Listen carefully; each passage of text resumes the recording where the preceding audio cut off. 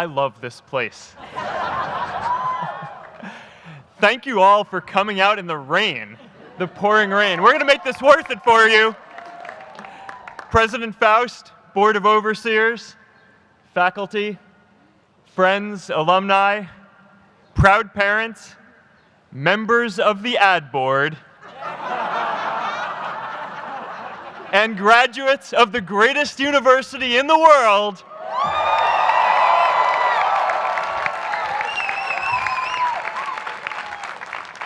I am honored to be here with you today because, let's face it, you accomplished something I never could.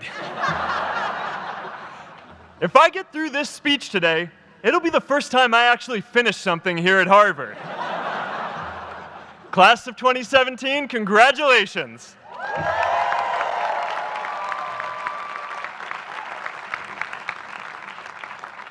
Now, I'm an unlikely speaker today, not just because I dropped out, but because we're technically in the same generation.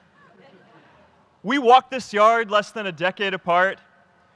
We studied the same ideas and slept through the same Act 10 lectures. We may have taken different roads to get here, especially if you came all the way from the Quad. But today, I want to share what I've learned about our generation and the world we're all building together. But first, these last couple of days have brought back a lot of good memories. How many of you remember exactly where you were and what you were doing when you got that email telling you got into Harvard?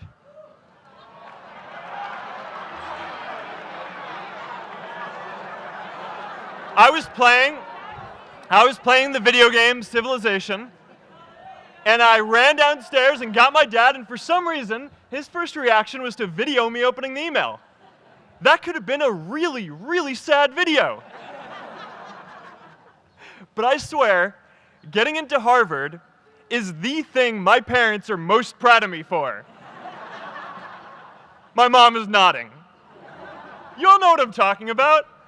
Look, guys, it's tough to beat this. You'll see when you get out there. How many of you remember your first lecture here at Harvard? Mine was Computer Science 121 with the incredible Harry Lewis. Harry. I was running late for class, so I threw on a t-shirt, and I didn't realize until afterwards that I put it on inside out and backwards, and my tag was sticking out the front.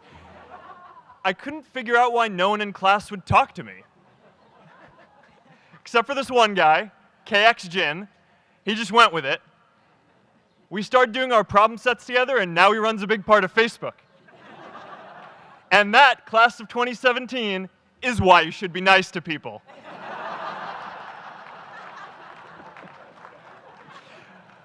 But my best memory from Harvard is meeting Priscilla.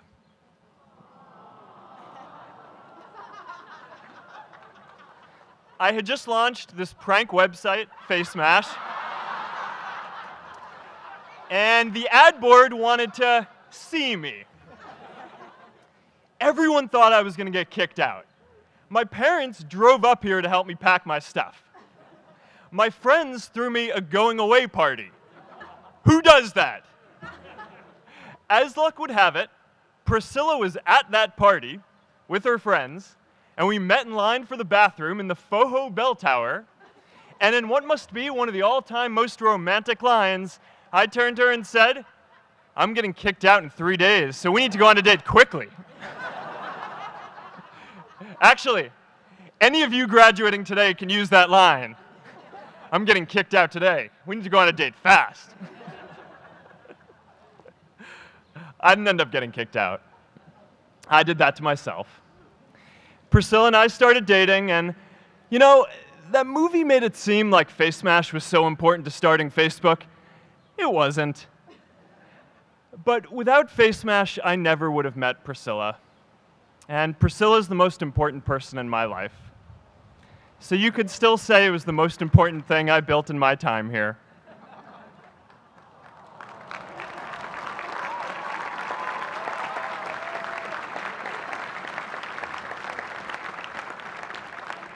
We have all started lifelong friendships here, and some of us even families. That's why I'm so grateful to this place. Thanks, Harvard.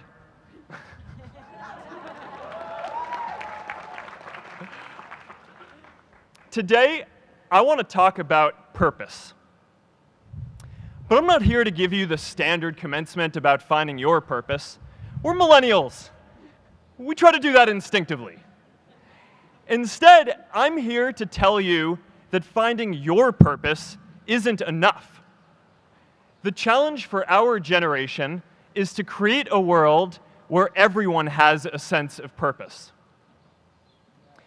One of my favorite stories is when JFK went to go visit the NASA Space Center, and he saw a janitor holding a broom, and he asked him what he was doing, and the janitor replied, "Mr. President, I'm helping put a man on the moon."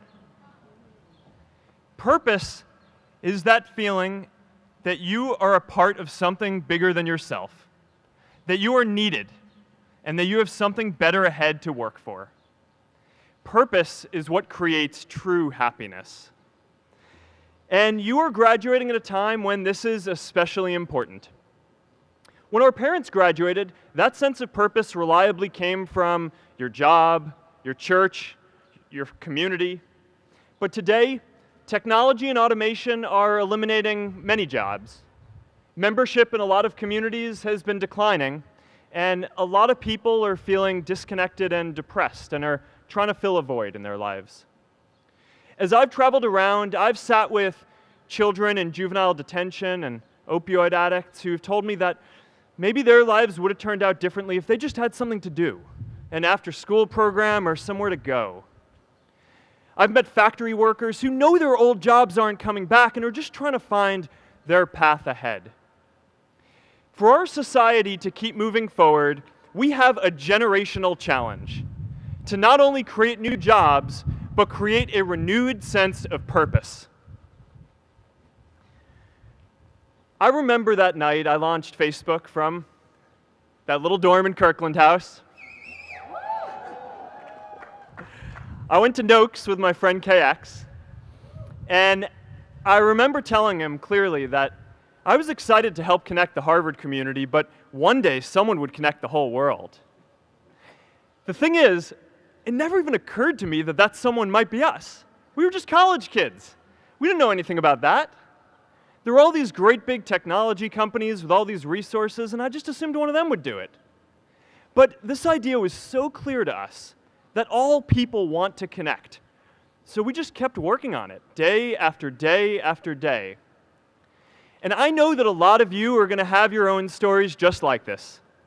A change in the world that seems so clear that you are sure someone else is going to do it. But they're not. You will. But it's not enough to have that purpose yourself. You also have to create a sense of purpose for others. And I found that out the hard way. You see, my hope was never to build a company. I wanted to have an impact. And as all these people started joining us, I just assumed that that's what they wanted to do too. So I never took the time to explain what it was that I hoped we'd build. A couple years in, some big companies wanted to buy us. I didn't want to sell. I wanted to see if we could connect more people. And we were building the first version of Newsfeed at the time, and I thought, if we could just launch this, it could change how we all learn about the world. Nearly everyone else wanted to sell. Without a sense of higher purpose, this was their startup dream come true, and it tore our company apart. After one particularly tense argument, one of my close advisors told me if I didn't agree to sell the company right now, I would regret that decision for the rest of my life. Relationships were so frayed that within a year or so, every single person on our management team was gone. That was my hardest time leading Facebook. I believed in what we were doing, but I felt alone. And worse, it was my fault. I wondered if I was just wrong, an imposter, a 22-year-old kid who had no idea how things actually worked. Now, years later, I understand that is how things work when there's no sense of higher purpose. So it's up to all of us to create it so we can all keep moving forward together. And today, I want to talk about 3 ways that we can create a world where everyone has a sense of purpose. By taking on big, meaningful projects together. By redefining equality so everyone has the freedom to pursue their purpose. And by building community all across the world. So first, let's take on big, meaningful projects. Our generation is going to have to deal with tens of millions of jobs replaced by automation like self-driving cars and trucks. But we have the potential to do so much more than that. Every generation has its defining works. More than 300,000 people worked to put that man on the moon, including that janitor. Millions of volunteers immunized children around the world against polio, and millions of more people built the Hoover Dam and other great projects. And now it's our generation's turn to do great things. Now I know, maybe you're thinking, I don't know how to build a dam. I don't know how to get 1 million people involved in anything. Well, let me tell you a secret. No one does when they begin. Ideas don't come out fully formed. They only become clear as you work on them. You just have to get started. If I had to know everything about connecting people before I got started, I never would have built Facebook. Movies and pop culture just get this all wrong. The idea of a single eureka moment is a dangerous lie. It makes us feel inadequate because we feel like we haven't had ours yet. And it prevents people with seeds of good ideas from ever getting started in the first place. Oh, and you know what else movies get wrong about innovation? No one writes math formulas on glass, okay? All right? That's not a thing, okay?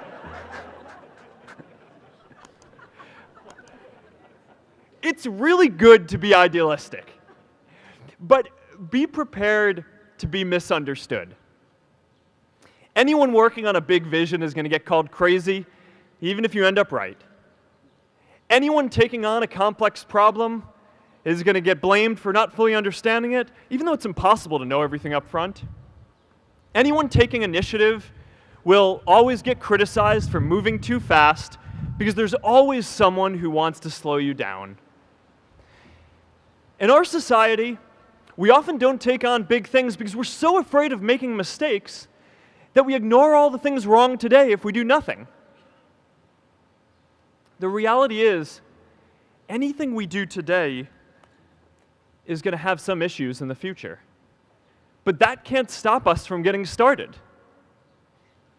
So what are we waiting for? It is time for our generation-defining great works.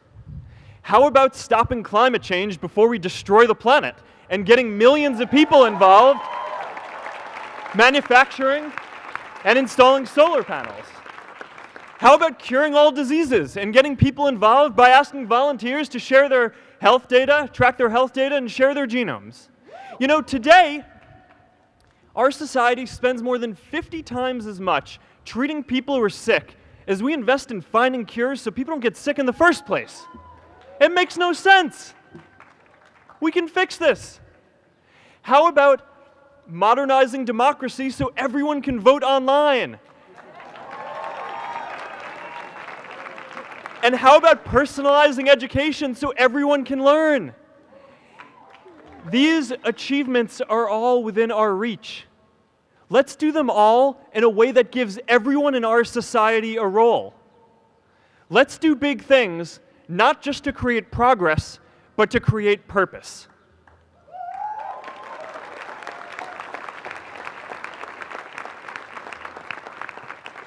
So taking on big, meaningful projects together is the first thing we can do to create a world where everyone has a sense of purpose. The second is redefining our idea of equality so everyone has the freedom to pursue their purpose. Now, many of our parents had stable jobs throughout their careers, but in our generation, we're all a little entrepreneurial, whether we're starting our own projects or finding our role in another one.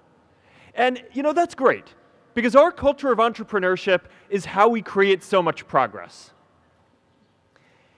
An entrepreneurial culture thrives when it is easy to try lots of new ideas.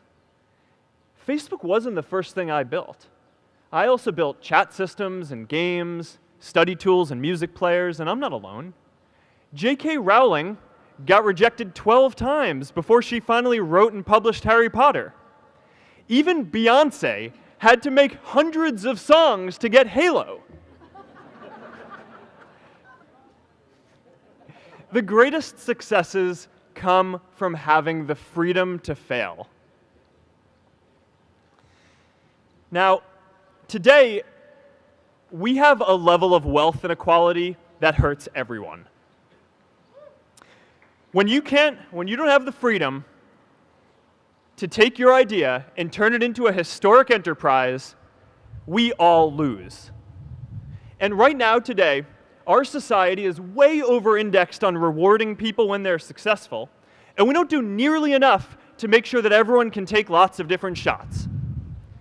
Now, let's face it, there is something wrong with our system when I can leave here and make billions of dollars in 10 years, while millions of students can't even afford to pay off their loans, let alone start a business.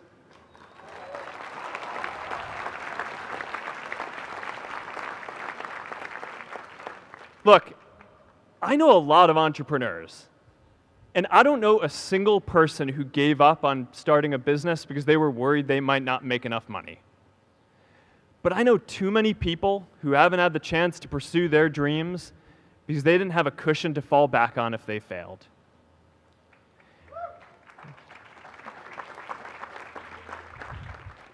We all know you don't get successful just by having a good idea or working hard. You get successful by being lucky too. If I had to support my family growing up instead of having the time to learn how to code, if I didn't know that I was going to be fine if Facebook didn't work out, then I wouldn't be standing up here today. And if we're honest, we all know how much luck we've had to get to this point in our lives. Every generation expands its definition of equality. Previous generations fought for the vote and civil rights. They had the New Deal and Great Society. And now it's time for our generation to define a new social contract.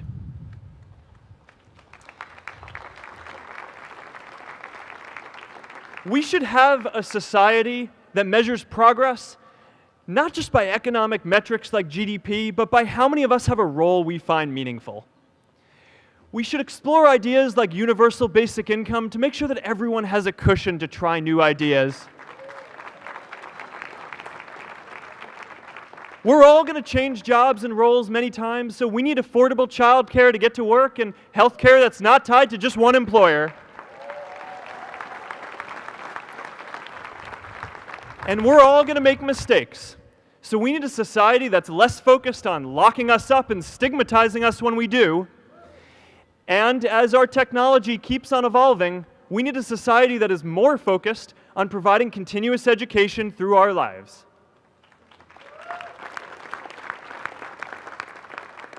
And yes, giving everyone the freedom to pursue purpose isn't going to be free. People like me should pay for it. And a lot of you are going to do really well, and you should too.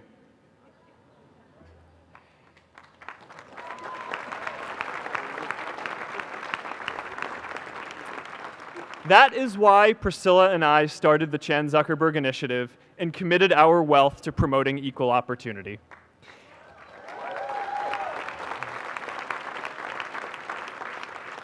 These are the values of our whole generation. It was never a question of if we were going to do this. The only question was when.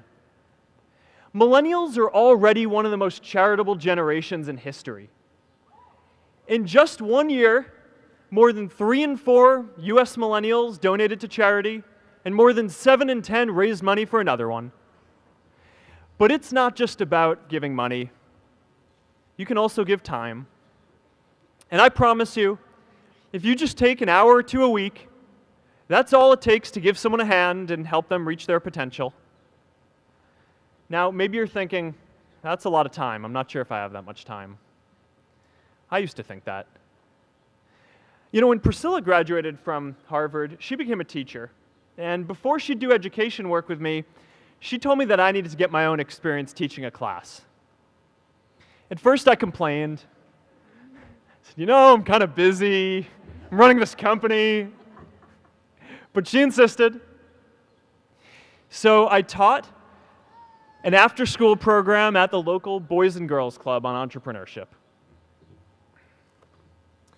I taught those kids lessons on product development and marketing, and they taught me what it was like growing up feeling targeted for your race, and what it's like having a family member in prison. I shared stories of my time in school, and they shared their hope that one day they would get to go to college too. For 5 years, I've had dinner with those students every month. One of them even threw Priscilla and me our first baby shower.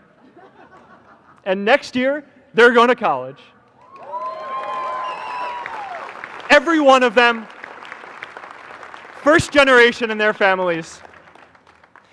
We can all make time to give someone a hand.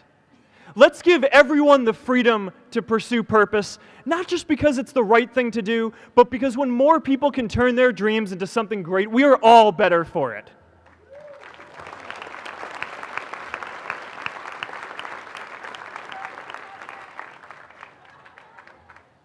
Purpose doesn't only come from work. The third way we can create a sense of purpose for everyone is by building community. And in our generation, when we say purpose for everyone, we mean everyone in the world. Now, quick show of hands. How many of you here are from another country? All right, now keep your hands up. How many of you are friends with one of these folks? Now we're talking. See, we have grown up connected. In a recent survey of millennials around the world, asking what most defines our identity, the most popular answer wasn't nationality, ethnicity, or religion. It was citizen of the world. That's a big deal. Every generation expands the circle of people we consider one of us. And in our generation, that now includes the whole world.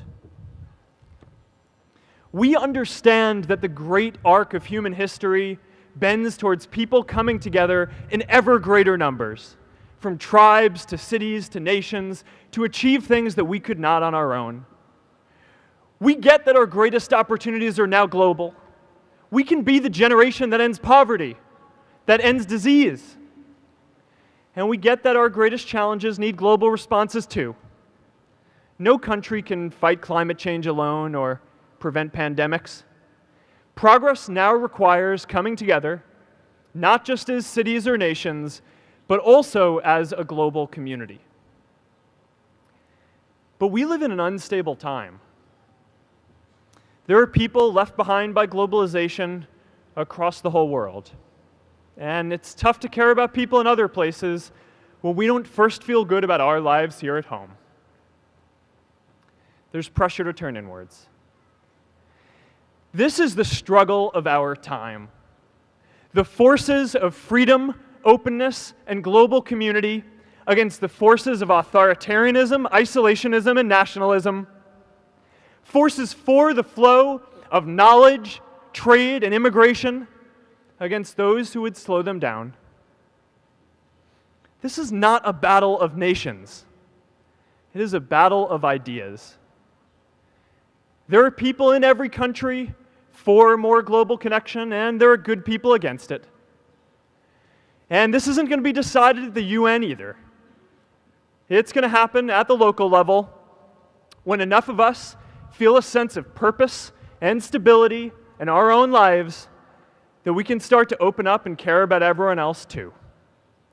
And the best way to do that is to start building local communities right now.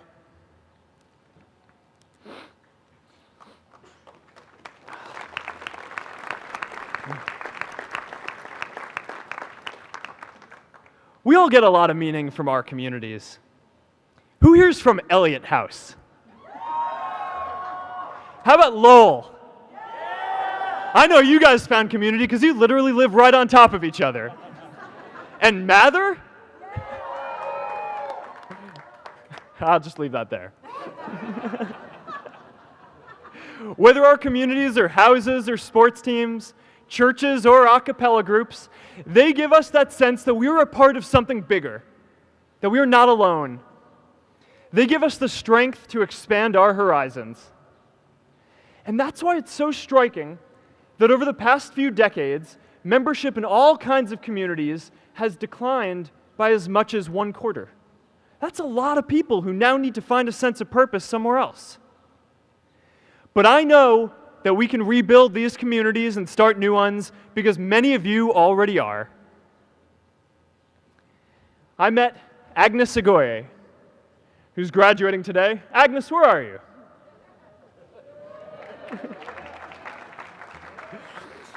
Agnes spent her childhood navigating conflict zones with human trafficking in Uganda, and now she's trained thousands of law enforcement officials to keep communities safe.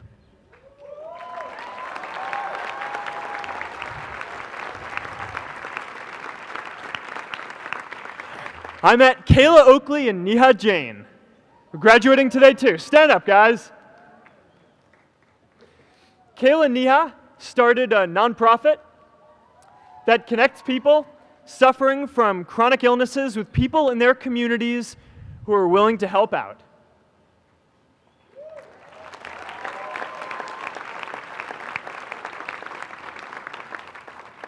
And I met David Razu Aznar, who's graduating from the Kennedy School today. David, stand up.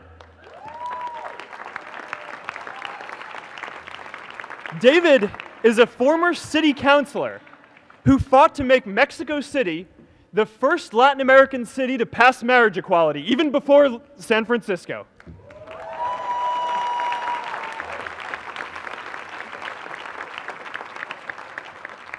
And this is my story too.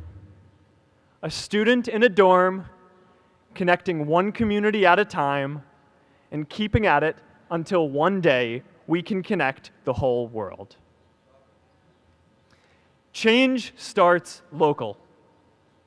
Even global change starts small with people like us. In our generation, the struggle of whether we connect more, whether we achieve our greatest opportunities, comes down to this: your ability to build communities and create a world where every single person has a sense of purpose.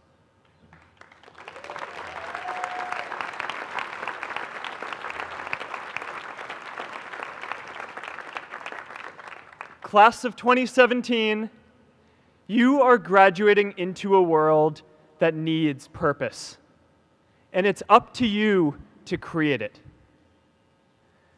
Now, maybe you're asking yourself, can I really do this? Well, remember when I told you about that class I taught at the Boys and Girls Club? One day after class, I was talking to my students about going to college, and one of my top students raised his hand and said that he wasn't sure he could go to college because he's undocumented. He wasn't sure if they'd take him. Last year, I took him out to breakfast for his birthday, and I wanted to get him a gift, so I asked him what he wanted, and he just started talking about struggles that he saw other students in his class facing, and finally said, I'd really just like a book on social justice. I was blown away. Here is a young guy who has every reason to be cynical. He wasn't sure if the country he calls home, the only one he's known, was going to deny him his dream of going to college. But he wasn't feeling sorry for himself. He wasn't even thinking of himself. He has a greater sense of purpose, and he's going to bring people along with him. It says something about our situation today that I can't even say his name because I don't want to put him at risk. But if a high school senior who doesn't know what the future holds for him can do his part to move the world forward, then we owe it to the world to do our part too.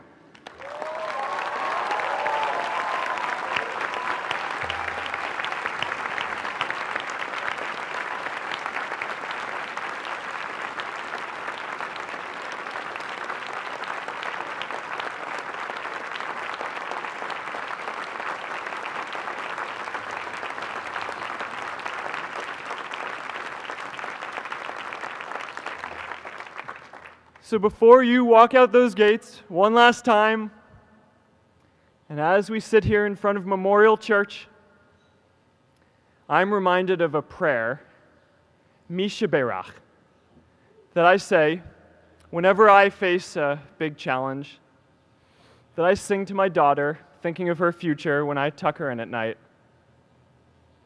And it goes, "May the source of strength, who's blessed the ones before us, help us find the courage to make our lives a blessing."